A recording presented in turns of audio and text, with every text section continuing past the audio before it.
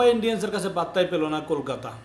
220 run করার পরও bowling ব্যর্থতার কারণে 6 উইকেটের বিনিময়ে মুম্বাই ইন্ডিয়ান্স ম্যাচ জিতে যায়, যেখানে রোহিত শর্মা দুর্দান্ত 78 রান করেছেন, রিকলটন জাস্ট ওয়াও 81 রান করেছেন, প্লেয়ার অফ দ্য ম্যাচও হয়েছেন। কিন্তু সেই আমি মনে করব আইপিএলের সবচেয়ে বেস্ট একটা ম্যাচ আজকে আমরা দেখে ফেলেছি।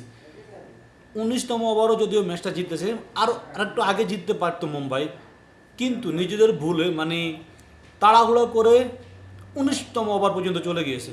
যেমনটা কাল দেখেছিলাম আমরা, রয়্যাল চ্যালেঞ্জার বেঙ্গালুরু হায়দ্রাবাদকে পাত্তাই দেয়নি, স্যার আজকে কলকাতা পাত্তাই পায়নি ভাই।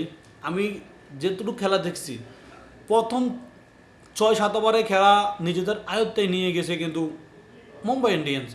তারা অবশ্যই দুর্দান্ত ক্রিকেট খেলে থাকেন। রোহিত শর্মা তার অতীত রেকর্ড আমরা জানি, দুর্দান্ত ক্রিকেটার, যে কোনো সময় খেলার মোড চেঞ্জ করে দিতে পারে। আজকে পুরো অ্যাটাকিং মোডে রয়েছে মুম্বাইয়ের ওপেনিং জুটি।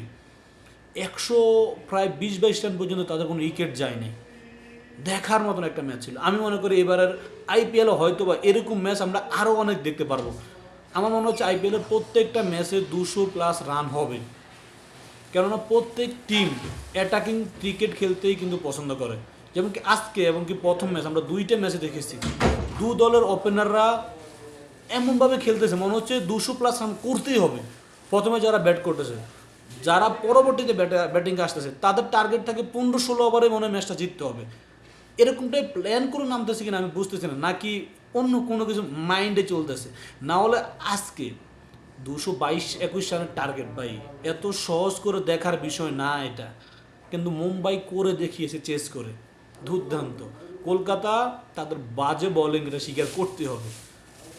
যেই আসতেছে 2-3 করে চক্কা খাইতেছে, রোহিতে মারতেছে, রিকলটনে মারতেছে, হার্দিক পান্ডিয়া শেষ দিকে এসে দেখে শুনে খেলে ম্যাচটা জয় নিয়েছেন। তারপর আমি বলবো আউটস্ট্যান্ডিং।